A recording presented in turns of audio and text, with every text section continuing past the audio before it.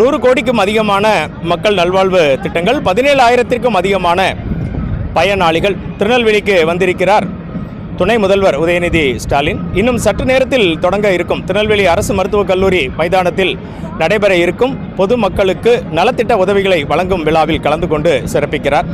பல்வேறு நலத்திட்ட உதவிகள் வழங்கப்பட இருக்கின்றன.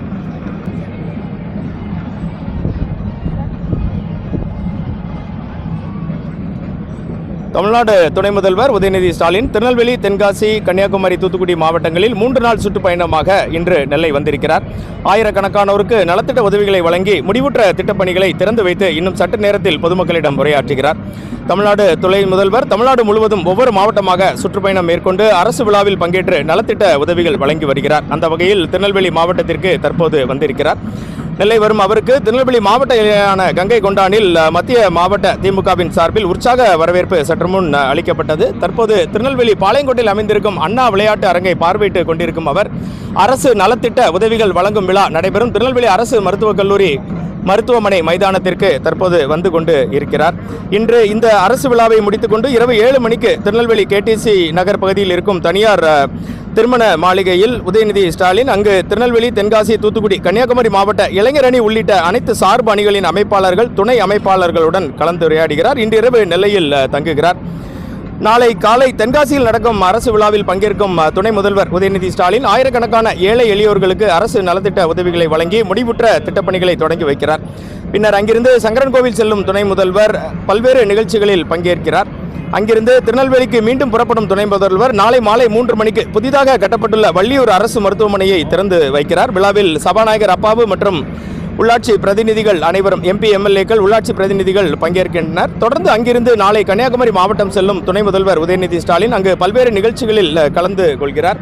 இரவில் அங்கிருந்து திரும்பும் துணை முதல்வர் நாளை மறுநாள் தூத்துக்குடி தருவை மைதானத்தில் நடக்கும் நிகழ்ச்சியில் ஆயிரக்கணக்கானோருக்கு அரசு நலத்திட்ட உதவிகளை வழங்கி பேசுகிறார். இந்த விழாவில் கனிமொழி எம்பி, அமைச்சர்கள் கீதா ஜீவன், அனிதா ராதாகிருஷ்ணன் போன்றோர் பங்கேற்கின்றனர். பின்னர் திமுக இளைஞரணி நிர்வாகிகளுடன் துணை முதல்வர் உதயநிதி ஸ்டாலின் உரையாடி நிகழ்ச்சிகளை முடித்துக்கொண்டு பிற்பகலில் தூத்துக்குடியில் இருந்து விமானம் மூலம் சென்னை புறப்பட்டு செல்கிறார். திருநெல்வேலிக்கு வரும் உதயநிதி ஸ்டாலினை வரவேற்கும் விதமாக திருநெல்வேலி முழுவதும் வரவேற்பு அலங்காரங்களும் பேனர்களும் வைக்கப்பட்டுள்ளன. திருநெல்வேலியின் முக்கிய திமுக பிரமுகர்கள் அனைவருமே, எம்எல்ஏக்கள், எம்பிக்கள் என அனைவருமே அரசு நலத்திட்ட விழாவில் முகாமிட்டு இருக்கின்றனர். சற்று நேரத்தில் தொடங்க இருக்கும் இந்த அரசு நலத்திட்ட விழாவினை பங்கேற்பதற்காக ஏராளமான பொதுமக்களும் வந்திருக்கின்றனர். காவல்துறை பாதுகாப்பு திருநெல்வேலி மாநகரம் மட்டுமல்லாமல் தென் மாவட்டங்கள் முழுவதுமே பலப்படுத்தப்பட்டிருக்கிறது. சத்தியம் தொலைக்காட்சி செய்திகளுக்காக திருநெல்வேலியில் இருந்து மாவட்ட செய்தியாளர் வனராஜ் சங்கர்.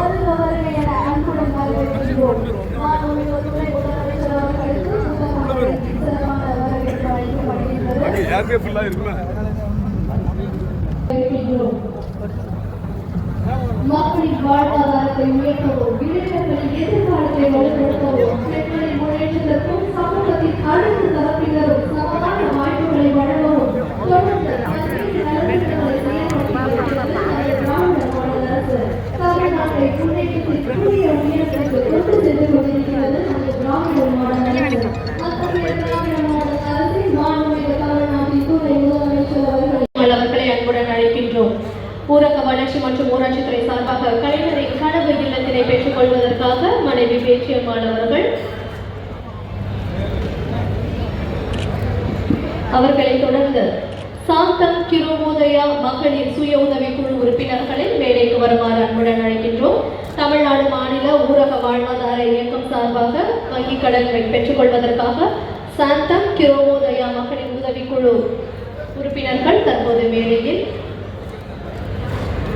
அவர்களை தொடர்ந்து திருமதி அனுதேவி அவர்களை மேடைக்கு வருமாறு அழைக்கிறோம். வீட்டு வசதி மற்றும் வளர்ச்சித்துறை சார்பாக அனைவருக்கும் ஒரு வீடு வழங்கும் திட்டம் மூலமாக பயனடைவதற்கு அனுதேவி அவர்கள்.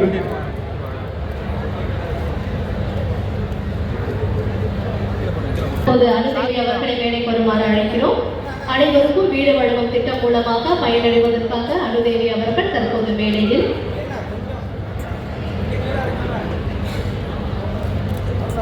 தொடர்ந்து கஸ்தூரிபாய் மகளிர் சுய உதவி குழு உறுப்பினர்களை மேடைக்கு வருமாறு அண்மையினர் நலத்துறை சார்பாக கிறிஸ்துவ மகளிர் உதவும் சங்கம் மூலம் ஆதரவற்றோர் உதவித்தொகை வழங்கும் திட்டத்தின் மூலம் பயன்பெற இருக்கிறார்கள் ராஜகணி அவர்கள். தொடர்ந்து முத்துலட்சுமி அவர்களை மேடைக்கு வருமாறு அழைக்கிறோம். முன்னோடி வங்கி துறையின் மூலமாக கல்வி கடனை பெற்றுக் கொள்வதற்காக முத்துலட்சுமி அவர்கள்.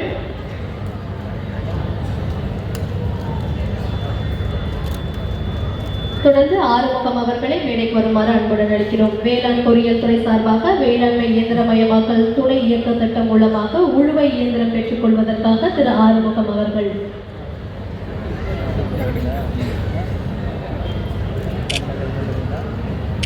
ஆறுமுக